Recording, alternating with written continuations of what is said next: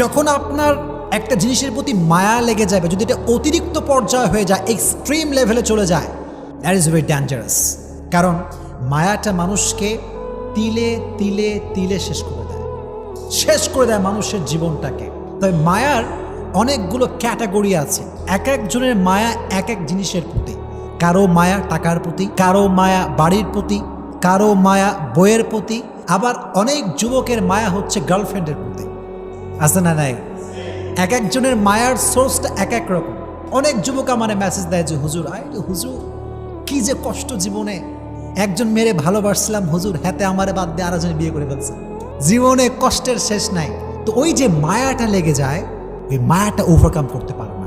That's why দেখবেন আপনি যখন কোনো যুবকের দিকে তাকাবেন, আপনি জাস্ট এটা ইমাজিন করবেন হি ইজ টোটালি ডিপ্রেসড, তার লাইফে সুখ বলতে কিছু নাই। কেন? ওই যে মায়াটা আমাদেরকে শেষ